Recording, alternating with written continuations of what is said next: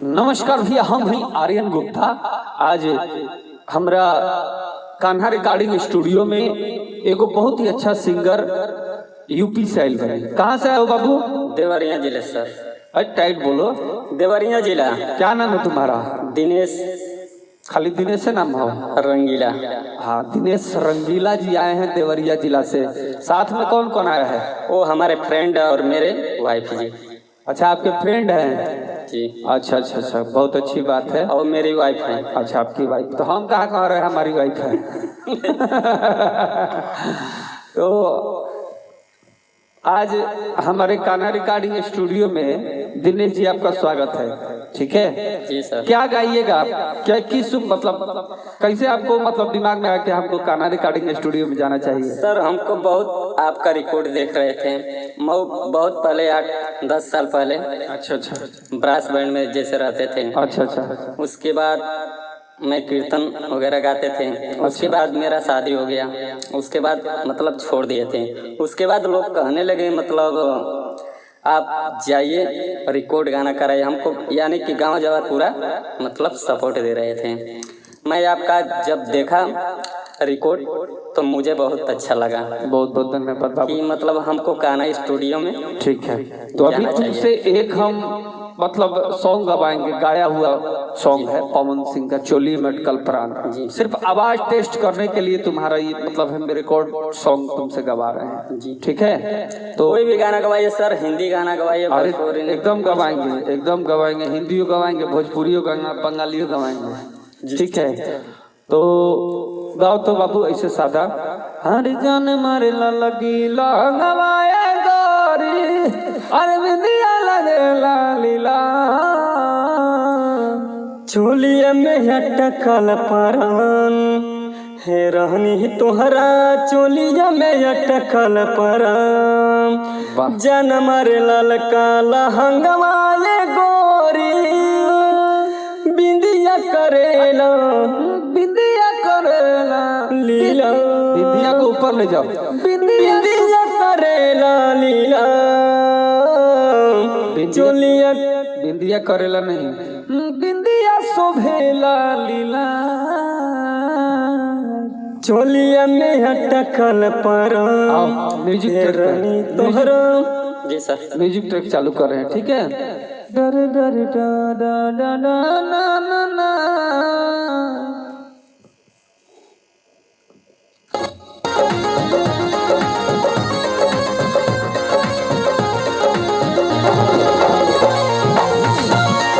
Hello hello,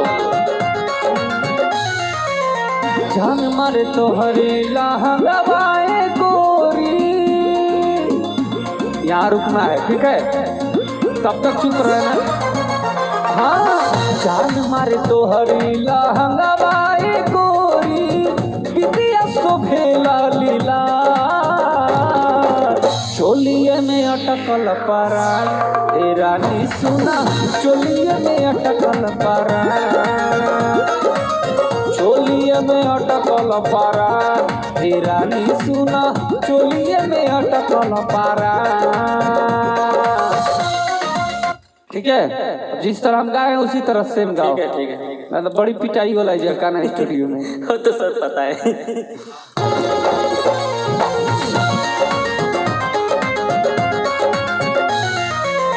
जान मारे ललका लहंगवाए गोरी।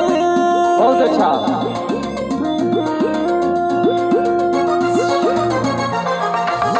जान मारे ललका लहंगवाए गोरी, बिंदिया बेलाली। गोरी लंबा कर दिए हो। अच्छा, उसके स्लो में, जैसे जो पहला वाला लंबा रहेगा उसके बाद स्लो रहेगा। नहीं, जैसे पहला वाला देखो, जान मारे तोहरो लहंगवाए गोरी, ये लंबा रहेगा पहला, और दूसरा वाला छोटा छोटा रहेगा।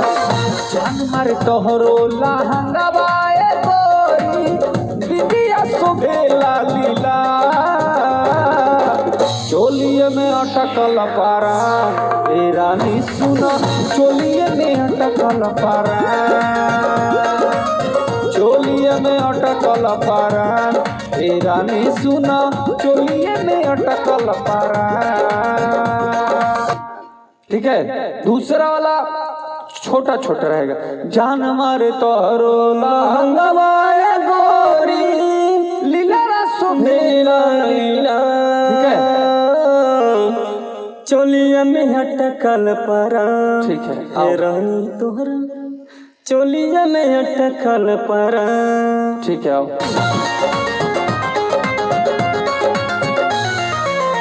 जान मारे लाल काला हंगवाए गोरी, लहंगवाए गोरी, लहंगवाए गोरी। जान मारे लाल काला हंगवाए गोरी। बुरबा, अभी म्यूजिक आया नहीं था तब तक तुम उठा दिया। ये सर भूल गए। अब फिर से आओ। जान मारे लाल काला हंगवाए गोरी,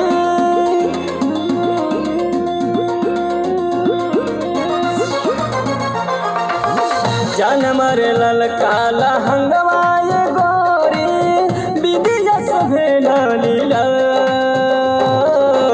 चोलिया में झटकल परान, ए रानी तोहरा चोलिया में झटकल परान। चोलिए में अटकल परान, तो परान तहार अटक गई है, ताल से कट गया है तुम।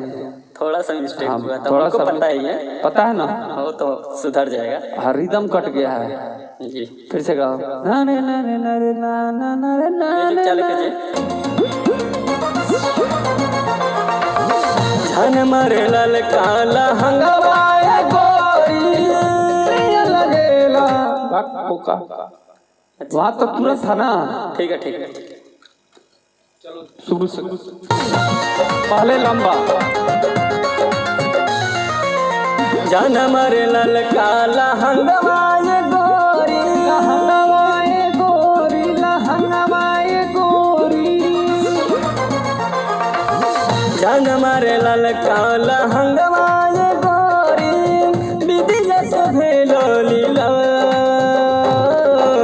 चोलिया में अटकल परान, ए रानी तोहरा चोलिया में अटकल परान। चोली में यही तुम गिरा रहे हो ना, तो तुम्हारा गड़बड़ हो जा रहा है। देखो हम गा रहे हैं। जान मारे तोहरो लहंगवाए गोरी, बिदिया शोभेला लीला। चोलिए में अटकल परान, ए रानी सुना चोलिए में अटकल परान। चोलिए में अटकल परान, ए रानी सुना चोलिए में अटकल परान। ऐसे ऐसे काम चलेगा। चलो एक बार लास्ट फाइनल लेते हैं।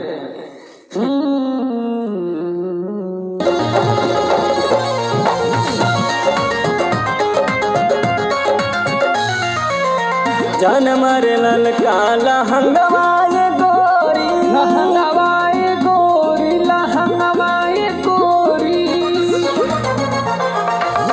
जान मारे लाल काला हंगवाए गोरी, बिदिया सभेला लीला।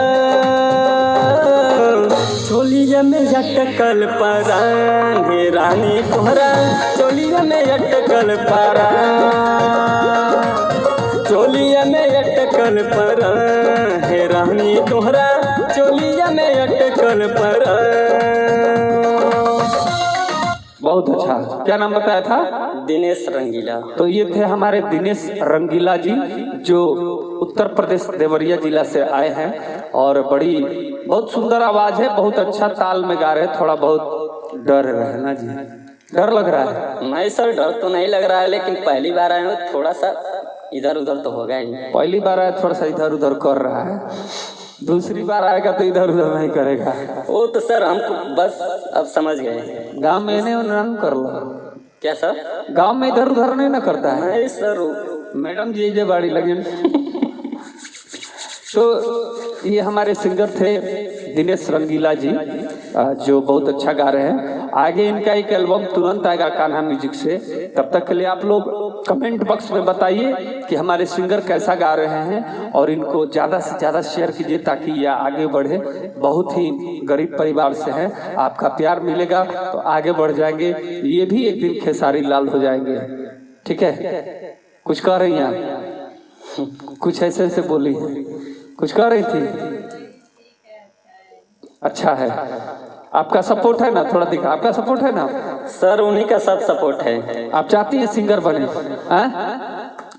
तो मान लीजिए कि कल खेसारी लाल हो जाएंगे, फिल्म बनाएंगे, तो आपको कोई दिक्कत नहीं ना होगा?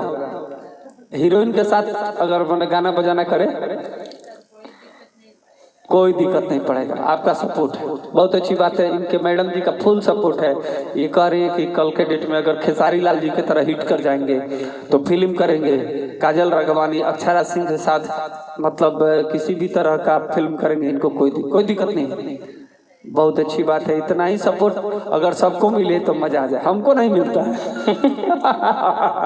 हमको नहीं मिलता है। नहीं सर, सब तो आप ही का है। तो आप हमारे भाई को सपोर्ट कीजिए, और बहुत अच्छा गा रहा है दिनेश, मेरा भाई है। आप लोग का प्यार मिलेगा तो और अच्छा गाएगा। तब तक के लिए हमारे चैनल राजदीप म्यूजिक चैनल को, राजदीप यूट्यूब चैनल को सब्सक्राइब कीजिए, लाइक कीजिए, कमेंट कीजिए, ज़्यादा से ज़्यादा शेयर कीजिए। धन्यवाद।